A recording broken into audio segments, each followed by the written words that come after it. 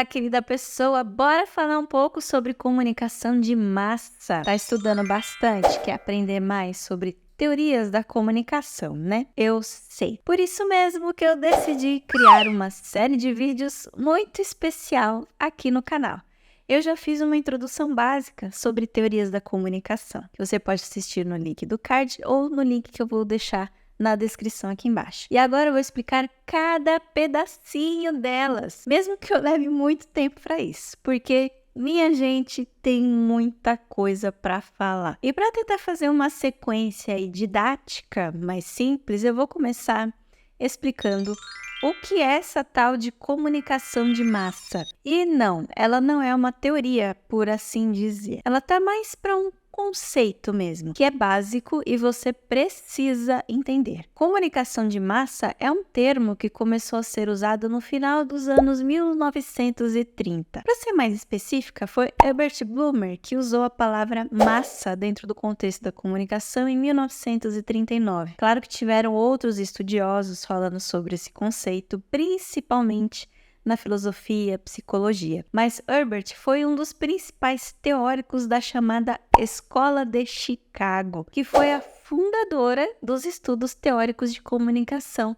lá no começo do século XX. Blumer escreveu um estudo sobre ciências sociais e usou massa para definir um tipo de formação da sociedade que a gente conhece muito bem mesmo sem saber, que é o processo que acontece quando uma pessoa ou um grupo de pessoas ou uma organização se comunica com muitas pessoas. E esse conceito foi muito bem aceito. Se você for pesquisar massa no dicionário hoje, vai encontrar muitos significados diferentes. E o que nos interessa nesse caso é o sentido figurado, que representa uma multidão ou povo aglomerado de pessoas. Então é exatamente isso. É um tipo de comunicação que atinge muita gente de uma vez só. E presta atenção no que eu vou falar aqui agora. Presta atenção. As teorias da comunicação servem para estudar os modelos de comunicação de massa. Então, dificilmente você vai encontrar um autor especialista em comunicação de massa. Mas se mesmo assim você quiser uma recomendação para aprender mais, você pode ler o livro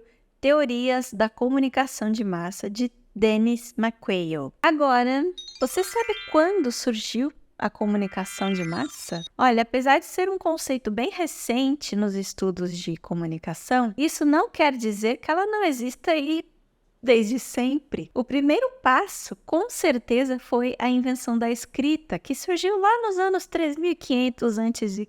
Mas demorou muito para as pessoas aprenderem a ler e escrever. Aliás, eu já contei a história da comunicação em outro vídeo que eu tenho certeza que você vai gostar. Vou deixar o link na descrição também. Enfim, com as informações ali registradas por escrito, ficou fácil, né, de espalhar as novidades e as notícias. Você já deve ter visto em filmes que se passam lá no período da Idade Média. Sempre tem aquelas pessoas que chamam todos numa praça ou num lugar público para ler um comunicado do rei, sei lá, sabe? Eles sobem lá num palco, esticam o pergaminho e começam a ler a mensagem. Eles eram os cancioneiros que costumavam recitar ou até mesmo cantar as notícias. E as músicas eram muito fáceis de se entender por todos naquela época, porque eles tinham muito pouco estudo e muito pouco conhecimento sobre qualquer coisa. Só que a comunicação de massa mudou completamente e cresceu absurdamente com a invenção da prensa. Foi lá no século XV, mais especificamente por volta do ano 1440, que Johannes Gutenberg criou uma máquina de produzir livros e panfletos em larga escala. Antes tudo era feito à mão,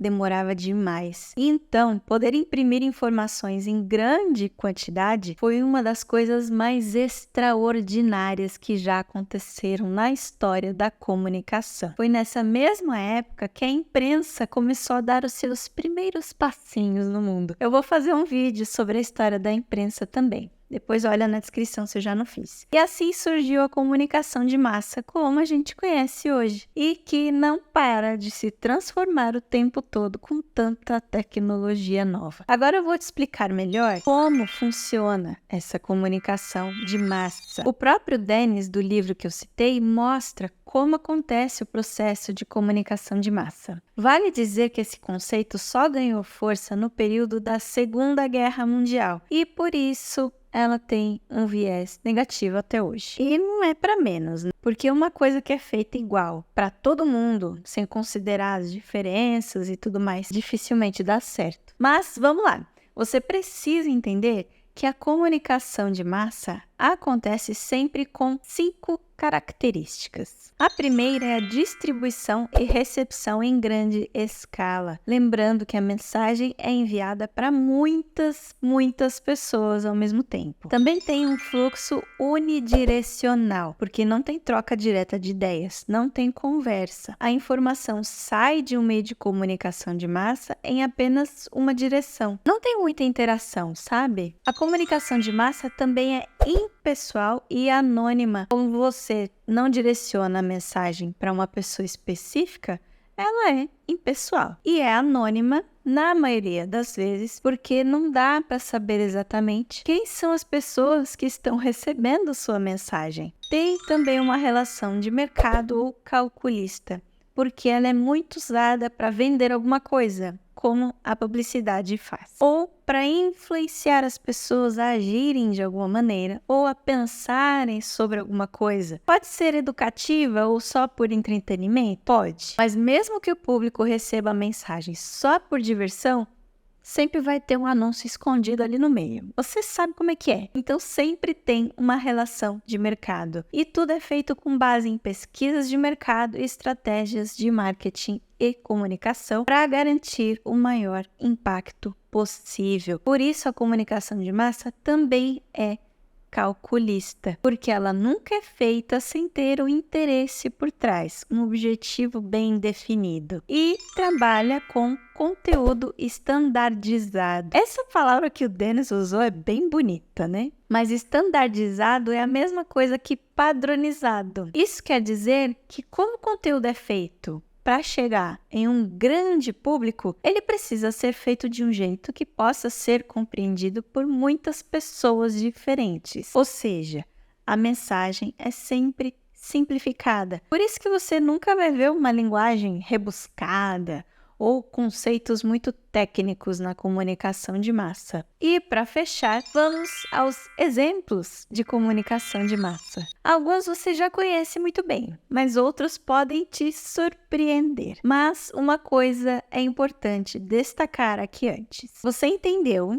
que a comunicação de massa é um processo e ela só acontece dentro dos meios de comunicação de massa. Então, os exemplos são sempre de meios de comunicação. E você sabia que o livro pode ser um deles? Você deve imaginar, porque eu acabei de contar que foi a possibilidade de imprimir muitos livros em pouco tempo que mudou tudo. Mas tem um caso muito famoso, que foi este livrão aqui, Os Miseráveis, de Victor Hugo. Ele foi publicado pela primeira vez em 1862 e conta a história dos tumultos políticos e sociais na França do século XIX.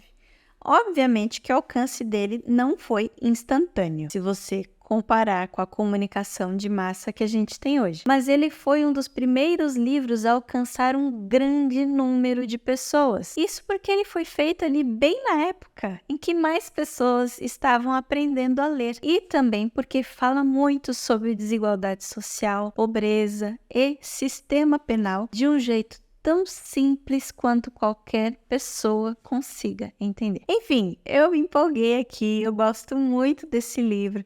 E se você ainda não leu, apenas leia. E outros exemplos de comunicação de massa são muito mais óbvios, como a imprensa, por exemplo, que são jornais, revistas e outros meios de notícias. Outros exemplos muito conhecidos são rádio e a televisão. E acho que depois de tudo que eu expliquei aqui, você já sabe por quê, né? Também tem o cinema. Mesmo que ele seja um meio de comunicação de entretenimento hoje em dia, a gente vai lá para se divertir, ele já teve um papel muito forte no período de guerras, por exemplo. E ele também tem uma função educacional muito presente, especialmente com os documentários sobre aí assuntos relevantes que a sociedade precisa saber. E outro meio que revolucionou tudo na comunicação de massa foi, claro, a internet. Agora a gente consegue enviar mensagem para pessoas no mundo inteirinho sem muito esforço. A quantidade de pessoas que o livro Os Miseráveis conseguiu atingir em